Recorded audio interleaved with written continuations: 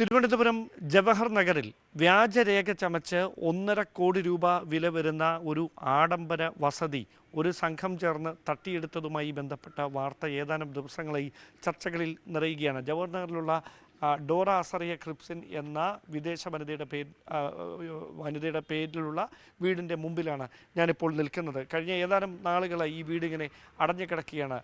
Dora അമേരിക്കയിൽ സ്ഥിര താമസക്കാരിയാണ്. അതുകൊണ്ട് തന്നെ ഡോറയുടെ ബന്ധുക്കളും സുഹൃത്തുക്കളുമാണ് ഈ വീടുമായി ബന്ധപ്പെട്ട വസ്തുവിൻ്റെ കരമടയ്ക്കുന്നതുൾപ്പെടെയുള്ള മറ്റ് നടപടികളൊക്കെ കഴിഞ്ഞ ഏറെ നാളായി ചെയ്തുകൊണ്ടിരിക്കുന്നത്. അങ്ങനെ ഏതാനും മാസങ്ങൾക്ക് മുമ്പ് ഈ വീടിൻ്റെ കരമടയ്ക്കാനെത്തിയ ഡോറയുടെ സുഹൃത്താണ് ഈ വീട് മറ്റൊരാൾക്ക് വിറ്റിരിക്കുന്നു എന്ന കാര്യം ശ്രദ്ധിക്കുന്നത്. അങ്ങനെയാണ് അതുമായി ബന്ധപ്പെട്ട് മ്യൂസിയം പോലീസിന് പരാതി നൽകുകയും അതിൻ്റെ അന്വേഷണത്തിനൊടുവിൽ വസന്ത, മെറിൻ ജേക്കബ് എന്ന ഇങ്ങനെ 2 പേർ അറസ്റ്റിലാകുകയും ചെയ്യുന്ന സാഹചര്യം ഉണ്ടായിരിക്കുന്നത്.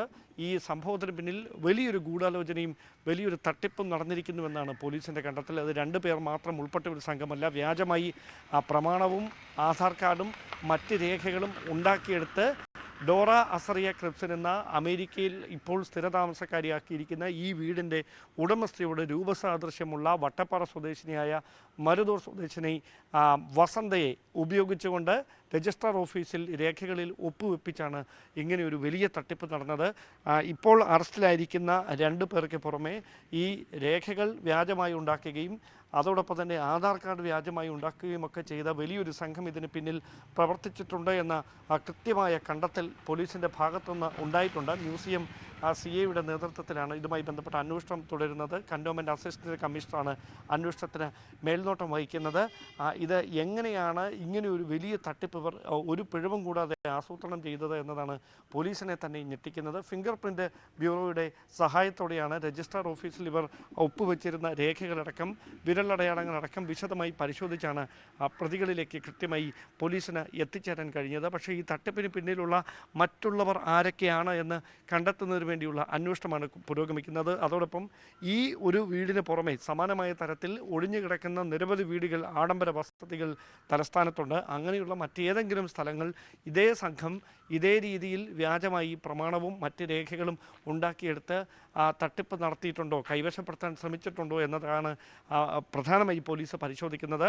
ഇതുമായി ബന്ധപ്പെട്ട് നിലവിൽ ലഭിക്കുന്ന വിവരങ്ങൾ അനുസരിച്ച് കഴിഞ്ഞ ജനുവരി മാസത്തിലാണ് ഈ വീട്, അതായത് ഈ വീട് ഇഷ്ടദാനം നൽകിയതാണ്. ഈ മെറിൻ ജേക്കബ് എന്ന ഇപ്പോൾ പിടിയിലായിരിക്കുന്ന യുവതിക്ക് ഇഷ്ടദാനം നൽകി ഡോറ അസറിയ ക്രിപ്സിൻ ഇഷ്ടദാനം നൽകിയതാണ് എന്ന് കാണിച്ചുകൊണ്ടാണ് ഇതിൻ്റെ മറ്റ് ഇടപാടുകളൊക്കെ പൂർത്തിയാക്കിയത്.